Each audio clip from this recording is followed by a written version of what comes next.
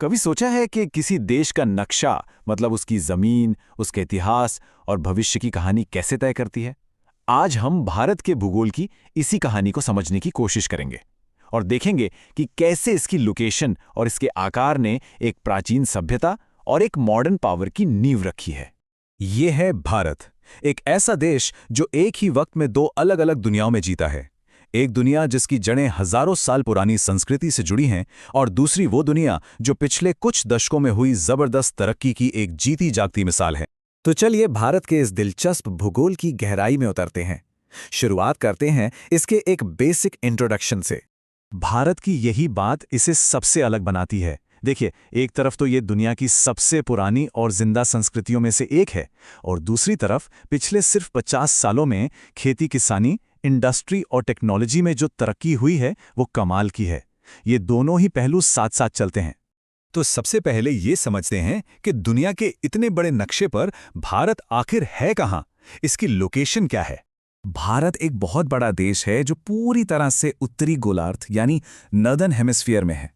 अगर आसान भाषा में कहें तो ये धरती के ऊपरी आधे हिस्से में पड़ता है। और अगर हमें दुनिया के नक्शे पर भारत का एकदम सटीक पता जानना हो तो हमें इन नंबर्स को देखना होगा। ये इसके ग्लोबल कोऑर्डिनेट्स हैं। भारत की जो मुख्य जमीन है वो 8 डिग्री 4 मिनट उत्तर से 37 डिग्री 6 मिनट उत्तर अक्षांश के बीच और 68 डिग्री 7 मिनट पूर्व से 97 डिग्री 25 मिनट पूर्व देशांतर के बीच फैली हुई है। और ये जो लाइन देश के लगभग बीच से गुजरती हुई दिख रही है, ये है कर्क रेखा। ये भारत को करीब करीब 2 बराबर हिस्सों में बांट देती है और इसी वजह से देश के मौसम और जलवायु में हमें इतनी वैरायटी देखने को मिलती है। पर भारत सिर्फ अपनी मुख्य भूमि तक ही सीमित नहीं है। दक्षिण पूर्व में बंगाल की खाड़ी में अंडमान और निकोबार आइलैंड्स हैं और दक्षिण पश्चिम में अरब सागर में लक्षद्वीप आइलैंड्स, ये भी भारत का ही हिस्सा है। तो अब जब हम भारत की लोकेशन समझ गए हैं तो चलिए इसके विशाल आकार यानी इसके साइज पर एक नजर डालते हैं। भारत का कुल क्षेत्रफल यानी टोटल एरिया लगभग 32.8 लाख वर्ग किलोमीटर है। ये नंबर सुनने में बहुत बड़ा लगता है ना? इसको ऐसे भी समझ सकते हैं कि दुनिया की कुल जमीन का 2.4% हिस्सा भारत के पास है। और इसी विशाल एरिया के साथ भारत दुनिया का 7वां सबसे बड़ा देश बन जाता है। रूस, कनाडा और चीन जैसे दुनिया के सबसे बड़े देशों से अगर तुलना करें तो भारत का आकार कुछ ऐसा दिखता है। इससे हमें इसके स्केल का एक साफ अंदाजा मिलता है।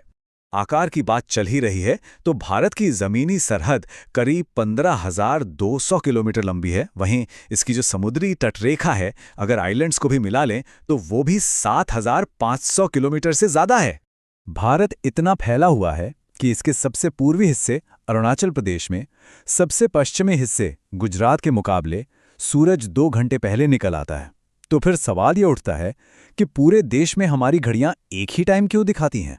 इसका जवाब है ये लाइन। भारत की मानक याम्योत्तर यानी स्टैंडर्ड मेरिडियन ये 82 डिग्री 30 मिनट पूर्व देशांतर पर मिर्जापुर से गुजरती है। इसी लाइन पर जो टाइम होता है उसे ही पूरे देश का स्टैंडर्ड टाइम मान लिया गया है ताकि ट्रेनों से लेकर दफ्तरों तक हर जगह तालमेल बना रहे और कोई कंफ्यूजन ना हो। तो भारत का ये विशाल आकार और इसकी ये खास लोकेशन दुनिया के मंच पर इसे कैसे अहम बना देती है। देखिए, भारत की जो ज्योग्राफिकल लोकेशन है वो इसे एक बहुत ही अनोखा फायदा देती है। ये एशिया महाद्वीप के पूरब और पश्चिम के ठीक बीच में है। हिंद महासागर में इसकी ये सेंट्रल लोकेशन इसे पश्चिम में यूरोप और पूरब में ईस्ट एशिया के देशों को जोड़ने वाला एक बहुत ज़रूरी ट्रेड और कल्चरल हब बनाती है। और ये एक बहुत ही अहम बात है कि हिंद महासागर में किसी भी और देश की कोस्ट लाइन भारत जितनी लंबी नहीं है और भारत की इसी खास और प्रभावशाली स्थिति की वजह से इस पूरे महासागर का नाम हिंद महासागर यानी इंडियन ओशन रखा गया है। इतिहास में एक और दिलचस्प मोड़ आया 1869 में, जब स्वेज नहर खुली तो भारत और यूरोप के बीच का समुद्री रास्ता अचानक 7,000 किलोमीटर छोटा हो गया। इससे ट्रेड और कनेक्शन की रफ्तार कई गुना बढ़ गई। अच्छा, अब दुनिया के बड़े मंच से हटकर जरा भारत के अपने पड़ोस पर नजर डालते हैं। भारत एक बहुत ही डाइवर्स और स्ट्रेटेजिकली इंपॉर्टेंट पड़ोस में बसा हुआ है।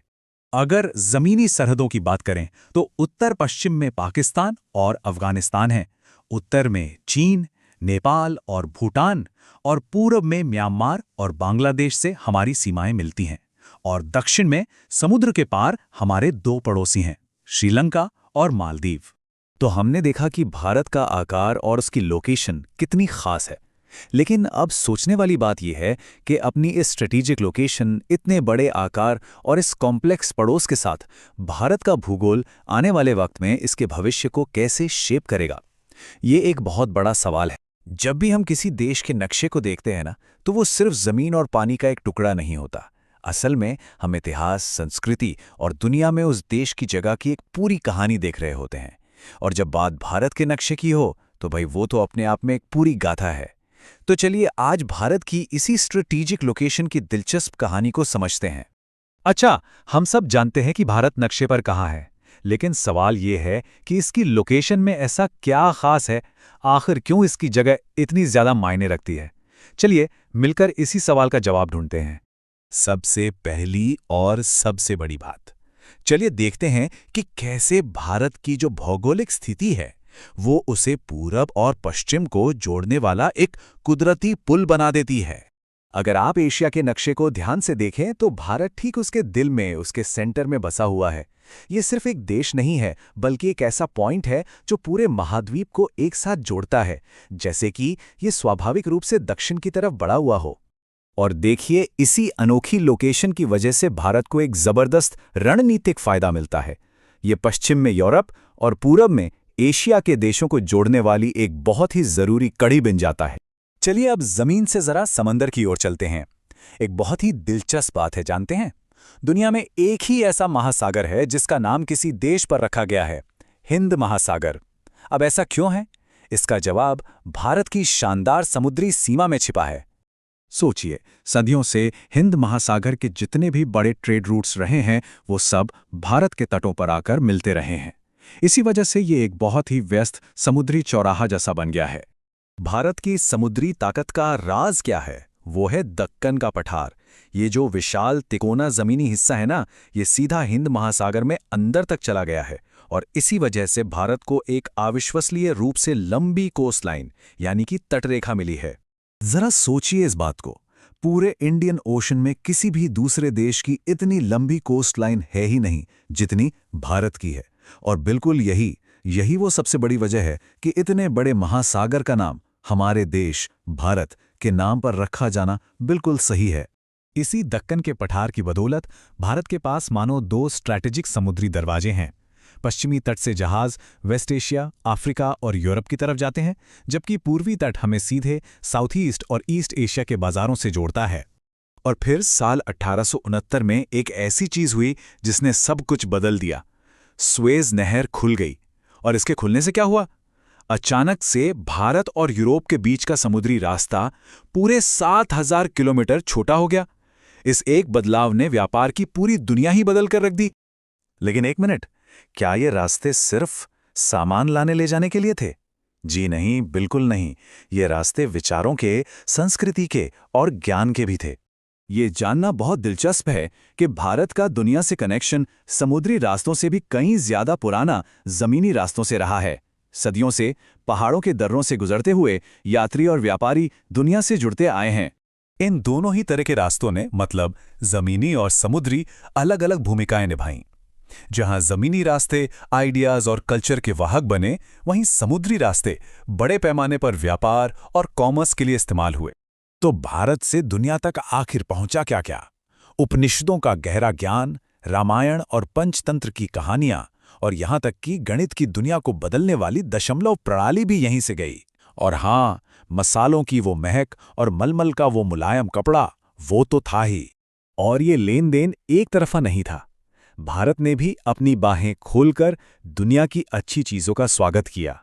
यूनानी मूर्तिकला की खूबसूरती और वेस्ट एशिया के गुंबदों और मीनारों की जो भव्यता थी, वो भारत की अपनी कला में आके ऐसे घुल मिल गई कि वो हमारी ही हो गई। अच्छा, चलिए अब दुनिया के बड़े नक्शे से थोड़ा जूम इन करते हैं और भारत के अपने पड़ोस पर एक नज़र डालते हैं।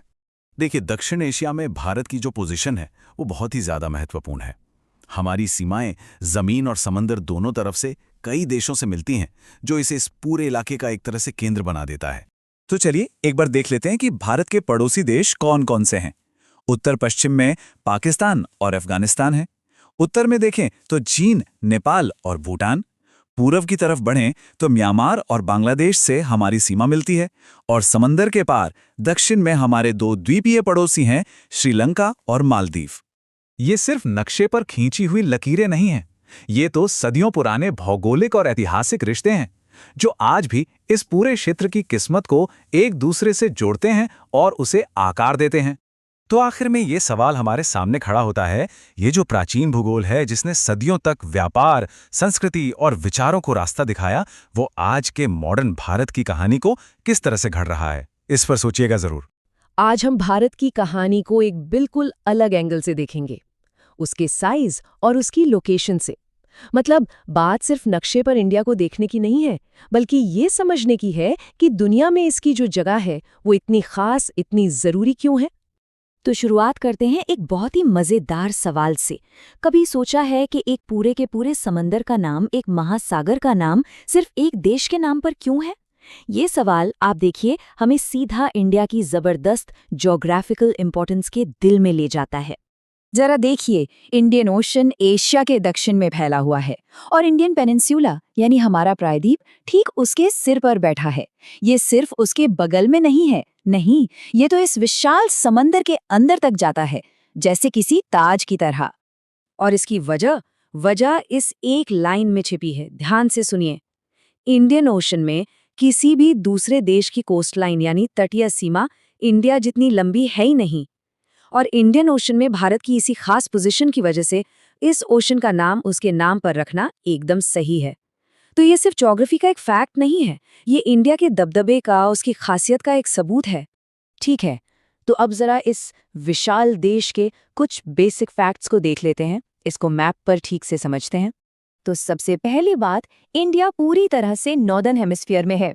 इसकी जो मेन जमीन है वो 8 डिग्री 4 मिनट नॉर्थ से 37 डिग्री 6 मिनट नॉर्थ लैटिट्यूड तक और 68 डिग्री 7 मिनट ईस्ट से 97 डिग्री 25 मिनट ईस्ट लॉन्गिट्यूड तक फैली हुई है। अब ये नंबर आपको शायद थोड़े टेक्निकल लगे, लेकिन इनसे हमें इसके जबरदस्त फैलाव का एक अंदाजा मिलता है। तो ये फैलाव है कितना बड़ा? इसका टोटल एरिया है करीब करीब 32.8 लाख वर्ग किलोमीटर। अब ये नंबर सुनने में तो बहुत बड़ा लगता है ना? पर अगर हम इसे पूरी दुनिया के हिसाब से देखें तो इंडिया के पास दुनिया की टोटल जमीन का 2.4% हिस्सा है। और ये बार चार्ट देखिए, इससे बात और भी साफ हो जाती है। साइज के हिसाब से इंडिया दुनिया का 7वां सबसे बड़ा देश है। मतलब हम रशिया और अमेरिका जैसे बड़े बड़े देशों के ठीक बाद आते हैं, जो दिखाता है कि हमारा देश असल में कितना विशाल है। तो अब आते हैं इस पूरी कहानी के सबसे इंटरेस्टिंग पार्ट पर। देखिए, इंडिया का साइज तो इम्पॉर्टेंट है, पर उससे भी ज्यादा जरूरी है उसकी लोकेशन। इसी लोकेशन ने इसे सदियों से ट्रेड और आइडियाज का एक ग्लोबल हब, एक तरह से दुनिया का चौराहा बना दिया। ये मैप अपने आप में कहानी है। पुराने जमाने के जो समुद्री और जमीनी रास्ते थे, उन्होंने इंडिया को यूरोप, अफ्रीका और ईस्ट एशिया से जोड़ा, और इसी वजह से ये ईस्ट और वेस्ट के बीच एक नेचुरल मीटिंग पॉइंट, एक जंक्शन बन गया। और मजे की बात यह है कि ये कनेक्शन सदियों पुराना है। मतलब जब लोगों को समुद्री रास्तों के बारे में ज्यादा पता भी नहीं था, उससे बहुत पहले से ही जमीनी रास्ते थे। ये रास्ते पहाड़ों के दर्रों से होके गुजरते थे और यहीं से आइडियाज का लेन देन शुरू हुआ। समुद्री रास्ते तो बाद में आए, जो सामान और व्यापार के लिए बहुत जरूरी साबित हुए। और सबसे खास बात पता है क्या है? ये लेन देन एक तरफा नहीं था, ये 2 वे ट्रैफिक था। एक तरफ इंडिया ने दुनिया को उपनिषद के गहरे विचार दिए, मैथ्स को बदल देने वाला डेसिमल सिस्टम दिया, रामायण और पंचतंत्र जैसी कहानियां दी, मसाले, मलमल का कपड़ा, ये सब तो दुनिया में यहीं से गया। तो वहीं दूसरी तरफ हमने भी बाहर से बहुत कुछ सीखा, जैसे ग्रीक्स कल्चर का स्टाइल और वेस्ट एशिया का आर्किटेक्चर, जैसे ये गुंबद और मीनारें। सच में ये कल्चर्स का एक कमाल का संगम था। अब जरा मॉडर्न टाइम में आते हैं। एक नंबर ने सब कुछ बदल कर रख दिया, 7000 किलोमीटर। जी हाँ, 1869 में जब स्वेज कैनाल खुली तो इंडिया और यूरोप के बीच का रास्ता सीधा 7000 किलोमीटर कम हो गया। सोचिए जरा, इस एक नहर ने समुद्री व्यापार में जैसे क्रांति ला दी और इंडिया की जो पहले से ही स्ट्रेटेजिक लोकेशन थी वो और भी ज्यादा पावरफुल हो गई। तो इतिहास से निकलकर अब जरा आज की बात करते हैं। देखते हैं कि इंडिया का पड़ोस कैसा है, कौन कौन है हमारे पड़ोसी। साउथ एशिया में इंडिया की एक बहुत ही स्ट्रेटेजिक पोजीशन है। चारों तरफ से हम अपने पड़ोसी देशों से घिरे हुए हैं। तो चलिए एक नज़र डालते हैं कि ये कौन-कौन से देश हैं। इसको हम एक एक करके देखते हैं ताकि कोई कंफ्यूजन ना हो। नॉर्थ वेस्ट में देखें तो पाकिस्तान और अफगानिस्तान है, नॉर्थ की तरफ बढ़ें तो चीन, नेपाल और भूटान, और ईस्ट में है म्यांमार और बांग्लादेश। और हाँ, जमीन ही नहीं, समुंदर में भी हमारे पड़ोसी हैं। साउथ में समुद्र के पास श्रीलंका और मालदीव हमारे आइलैंड नेबर्स हैं। तो इन सब बातों के बाद एक बड़ा सवाल उठता है, क्या हम कह सकते हैं कि किसी देश की ज्योग्राफी ही उसकी डेस्टिनी तय करती है? तो इस पूरी बातचीत का निचोड़ क्या है? यही कि इंडिया की लोकेशन मैप पर सिर्फ कुछ नंबर्स या लकीरें नहीं हैं। ये एक स्ट्रेटेजिक एसेट है, एक ऐसी ताकत जिसने हमारे इतिहास, हमारे कल्चर और दुनिया में हमारे रोल को एक शक्ल दी है। और यहीं पर हम आपको एक आखिरी सवाल के साथ छोड़कर जाते हैं कि ये जो हजारों साल पुरानी ज्योग्राफी है, ये आने वाले कल में भारत के भविष्य को, इंडिया के फ्यूचर को कैसे शेप देगी? ये एक ऐसा सवाल है जिस पर सोचना तो बनता है।